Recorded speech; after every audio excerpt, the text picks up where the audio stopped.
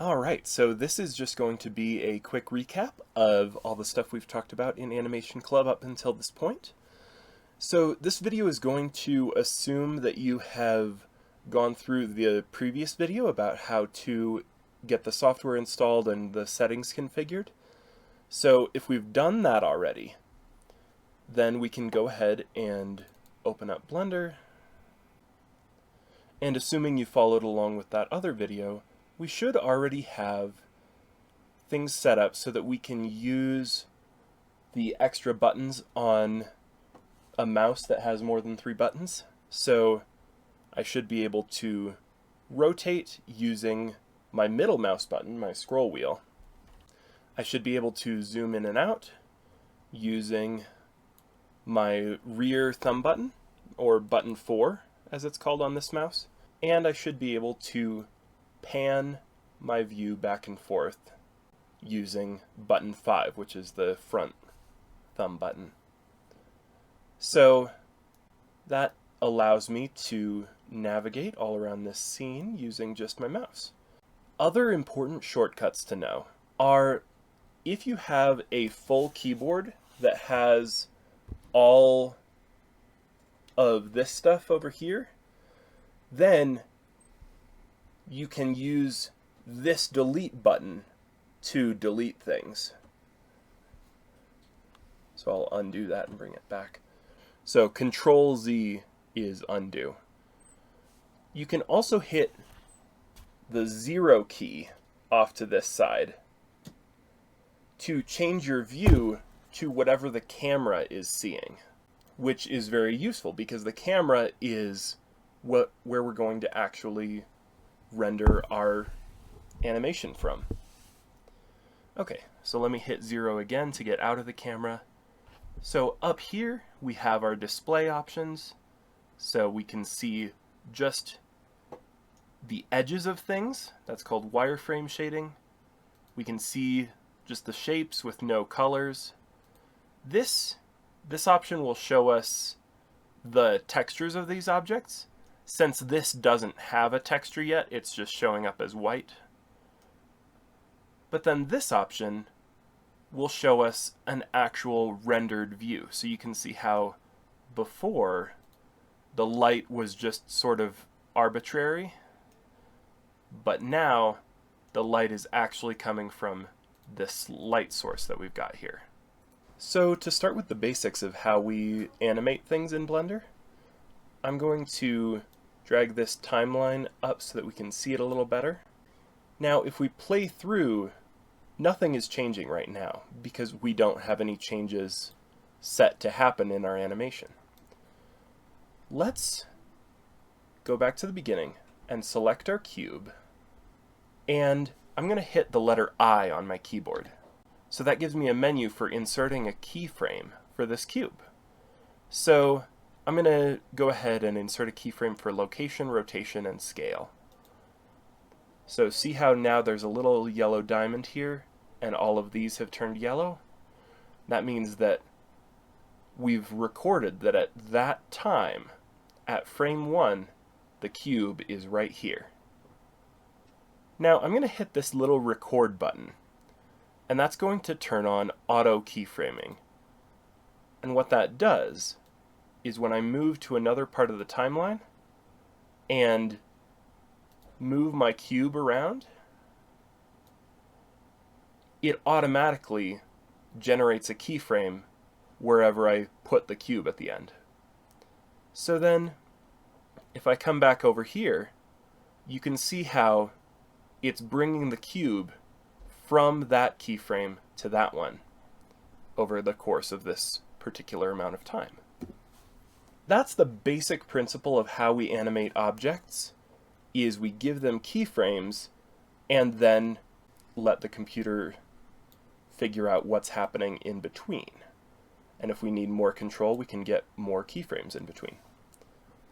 But another way that we can get more control is I'm going to come over to the animation tab here. So you can see we've got our timeline, we've also got a view from the camera and our regular view. I'm going to change this from the camera view over to the graph editor. And what that gives us is a graph of the motion that our cube is doing. So you can see how this curve, if we move that up and down, that's changing how far right to left it is. So if I wanted to, for instance, instead of having this just be a smooth transition from there to there, maybe I wanted to give it a little bit of jerk, like it bumped up and then came back. And then now we can see when I play the animation, it came back a little bit at the end. So you can use the graph editor to make fine-tuning adjustments to your motion. So if I need that to be a sharp hit where it falls back down and then smacks on the ground, I can change that by grabbing these little handles, and I can stretch them to change the shape. So then if I play this, you can see how it goes up suddenly and then comes down and hits and stops. Alright, so now let's talk about how this works with 2D animation. So I'm going to open up a new project for 2D animation. I don't need to save that. But now we can see we've got this just white world. And if we rotate around in it, we can see we're actually inside the camera. So I'll use 0 to jump back into the camera, and I can try drawing something here. So you'll notice right now we've got an object up in our outline here. We've got an object called stroke, and that's the grease pencil canvas that we're drawing on. So if I draw a bunch of stuff, and I could even rotate and draw things from another angle in 3D, see how it's projecting onto an imaginary surface. So stroke is the object that we're drawing on right now. But it doesn't have to be the only object. So I'm going to undo all of these, jump back into the camera, and if I go into object mode up here, I can add another grease pencil object. So I'll add a blank grease pencil object and see how now we've got another one called G pencil. How about I rename that to ball, and I'll draw a ball on it. So in order to draw, I have to come back into draw mode, and then right now our brush is set to be this sort of semi-transparent black color. Now, to get rid of the semi-transparentness, I'm going to turn up the strength, and I'm going to set it so that it's not dependent on the pressure I use. So now I've just got a solid black line that I can draw with. Now, I'm going to use that solid black line to make an outline. That was not a great circle. To make an outline for this ball, touch it up a little bit, and I can go into sculpt mode, and I can drag this, to make it a better circle. Then if I want to change the colors of my drawing, see right now we are set to just this black material. Now we could make another material over here, but that is honestly a lot of work. So what we're going to do, we'll make one more material, just hit new, but now what we'll do is we'll click this button to bring us over from material color mode to vertex color mode. And that allows us, if we go up into our tool properties here, that allows us to change the color. So let's say we want this to be a red ball. and I'm going to make my brush bigger, and I can color that in, or if that takes too long, I could make a fill material. So if I add a new material and change it from stroke to fill, now I can use my little bucket tool to fill this whole area. Oh, we're back at green, so I'll change that to red and fill this whole area with red. And then let's give the ball a little white highlight, and how about some dark red shadows. Okay, so now we've got sort of a basic ball. Now the nice thing about having this be a separate object is we can go ahead, if we go back into object mode, we can animate this just like any other object.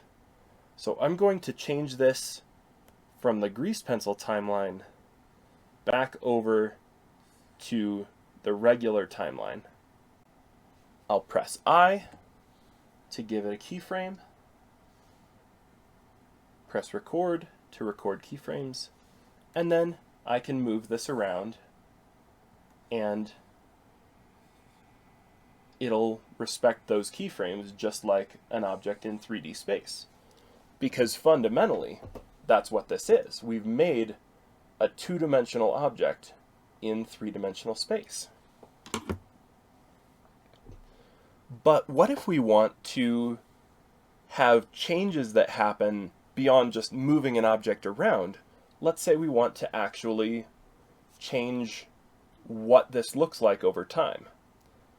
That's where the actual grease pencil timeline comes in. So I'm going to go back into what's called the dope sheet, and that's the timeline for how the object is changing. So we've got a keyframe at the beginning saying that the ball looks like that. But let's say we want that highlight to get bigger over time. So one way we could do that is if I go back into draw mode and click to the next frame, I could redraw the whole ball. I could do something here and it would totally replace whatever I have. And I could keep doing that to make an animation by drawing every frame. So if we play this back, we can see every time it gets to a new frame where there's a new drawing, it changes to that drawing. Another thing we can do is just edit specific parts. So if I get rid of these keyframes, then if I click to how about I go to keyframe 20, and I'll go into edit mode, and I'll just select that highlight, and I'll go to scale and make it bigger. So now we've got normal size highlight up until that keyframe when the highlight gets big. If we want to have it sort of transition from one size to another, since all the pieces of this drawing are the same, one of them just changed sizes, we can actually tell the computer to interpolate the sequence. So then it'll figure out what the frames in between should look like. So here we can see the highlight getting bigger from one time to another. Okay, so we've talked about how to create objects and work with different materials in 2D animation. Let's also talk about how that works in 3D. So in 3D animation, creating objects is a little bit more difficult because rather than just drawing it, you have to actually sculpt it in 3D space. And there are three basic ways of doing this. So one of them is called polygon modeling. So that's just taking the polygons that already exist in the shape and editing them to make something new. So if I go into edit mode, we can see we've got all these tools for changing the sides of this shape. And up here we can see this button lets us select points. This button lets us select edges. So if I drag this edge, you can see it's dragging that whole edge. Or this button lets us select faces. So I can drag that face around. Now, I don't have time to go through all of the tools over here, but we've got things like loop cuts, so that's adding more edges that we can mess with. A bevel gives us an extra face cutting one of our edges. So you can see how that's useful for making rounded corners and things like that. We can extrude faces. So if I go to face, extrude, then that makes a whole new piece of geometry by extending that face out into space. So that's polygon modeling. You're taking the faces and edges of your shape and manipulating them to get to the shape that you want. Another way of approaching this is to use booleans. So in order to do this easily, I'm going to go into my preferences under add-ons, and I'm going to make sure that an add-on called Bool Tool is enabled. So in my case it is. In your case you might have to go ahead and check that button just to make sure that it's enabled. But what that gives you is when you come over here and go over into this side menu and go to Edit, then we should have an option called Bool Tool. Now what that does, you can see there are different options for difference, union, intersect, slice. So let's go ahead and move this off to the side. And I'm going to add a cube, and then I'm going to add a cylinder. And let's say the shape we want is a cube with a hole through it. So I'm going to scale down this cylinder so that it's narrow, and then make it longer. And then if I put that cylinder inside our cube, and then select that one and select that one, then if I click difference, it subtracts one shape from the other. So we can see that cylinder cut a hole through our cube. And which one is being cut and which one is doing the cutting depends on which order you select them. So make sure that you select the cutter first and then the object that you want to cut afterwards. But then I could add, let's say I add another cylinder. And let's say I want that to be like a tube poking out the side. Now, to make these into one object, I can select both and run a union boolean. So see how it put them together into a single shape. The third major way of creating objects in 3D is sculpting. So if I go over into sculpting, you can see it's isolated the object that we were already looking at.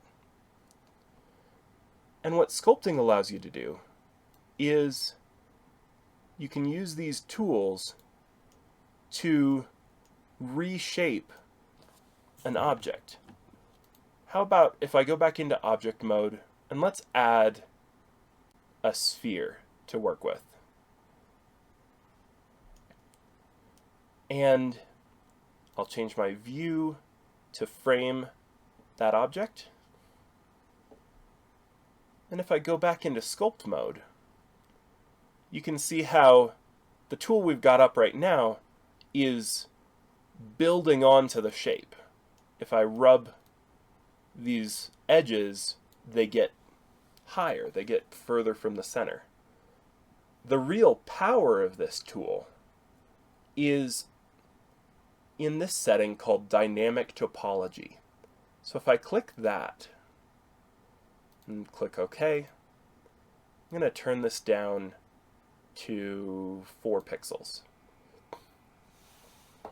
Then, when I do my reshaping, it's going to actually give this new vertices, new edges, new faces to accommodate the new shape I'm giving it. And this is really good for organic shapes. And it's got mirroring turned on right now. You can turn that off up here if you want to be able to sculpt on one side without having it affect the other side. But yeah, this is really good for very organic shapes. So these are sort of the 3 main ways that we create objects in 3D. Then let's talk about materials.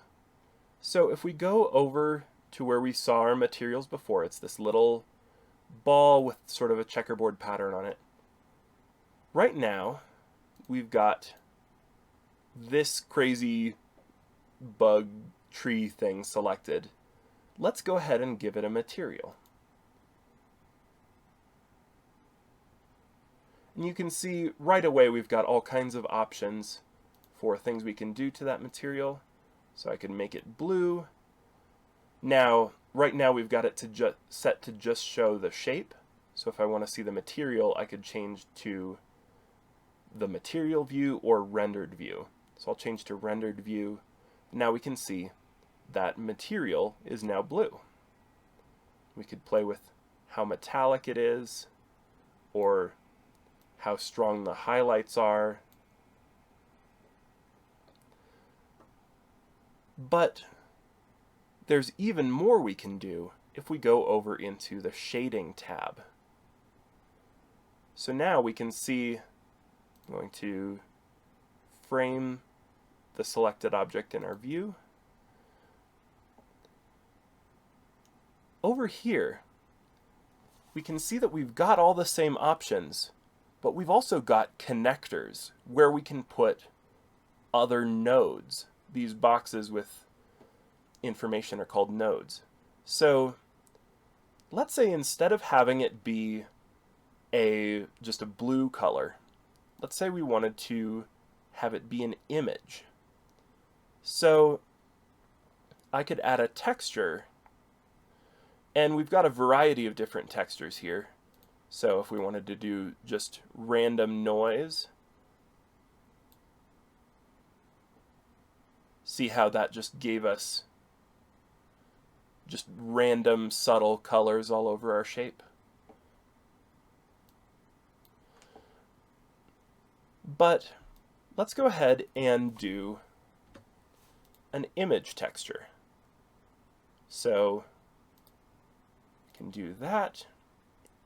I'll attach the color there. Now right now it's just black because I don't have anything in here.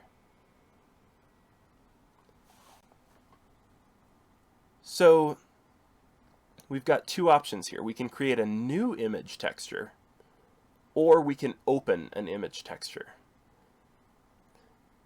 And I'll show both of these. So first let's start by creating a new image. So we can set the width and height depending on how high quality we need it. But what a new image texture allows us to do is, let's go ahead and go into edit mode, and we're going to UV project this object. I'll explain what that means later. But once we do that, if we go into texture paint mode, then we can actually draw on this shape.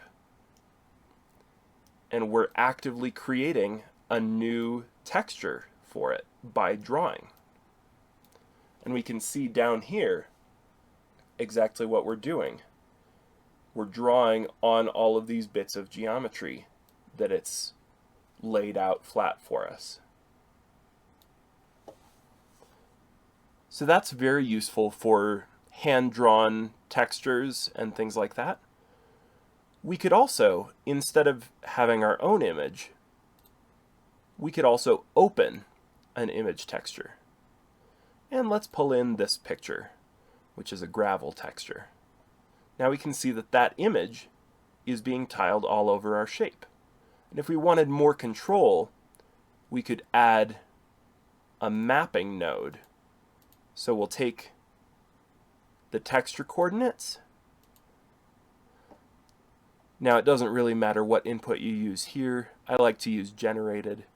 But we can take the texture coordinates and run them through this mapping node, which allows us to rotate the texture and change how compressed or how stretched it is, and change where individual features are.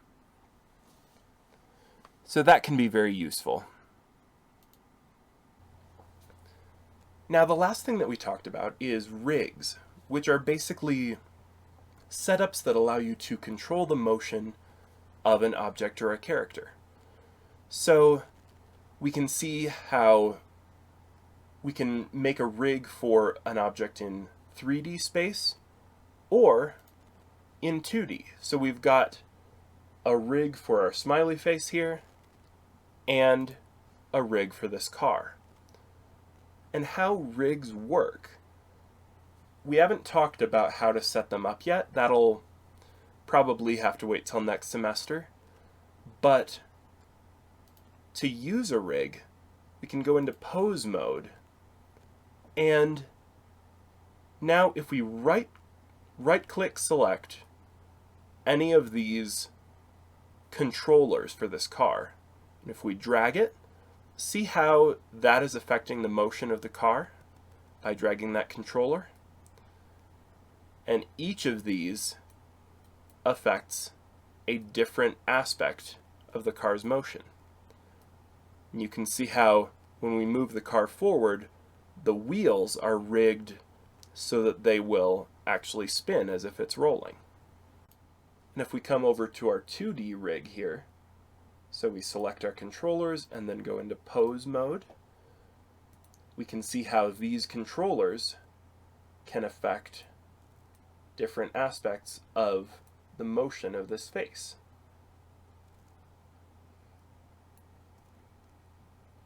And these files, both the car and the smiley face, are available in the shared Google Drive folder for the club. So if you want to download those and play around with them, go for it. The last thing I do want to talk about, though, is an artistic principle that we have been coming back to fairly frequently, which is the idea that you should always work in any artistic project, you should always work from general to specific. So start with the basic outline and then work your way into the specific details. So for instance, if I wanted to make an animation of a ball bouncing, I wouldn't start by drawing my perfect ball with all of its detail. I would just draw, okay, where's the center right now? And then in the next frame, I guess it should be right here. And then it's speeding up as it goes down, so the dots should be farther apart. And then hits the ground. Then going fast back up. Slows down as it gets to the top. Hits the ground again. And so on. So I'm just sketching out the very, very basics of what I want this ball to do. And then I can get one step more specific. So how about now I'll actually start making keyframes, and I'll draw where the ball is here, here, here, here, here, here, here, here, here, here, here, here, here, here, here, here, here. So I've made just a very bare bones animation of what I want the ball to do. And then, when I actually decide on the details for my ball, I can go back in and fill those in, but I already know what I want the animation as a whole to look like. So those details will never feel out of place because I've already incorporated them into a larger structure. So that's what we're working on, is just the idea of how to build a foundation for your animation and then work on filling in the specific details.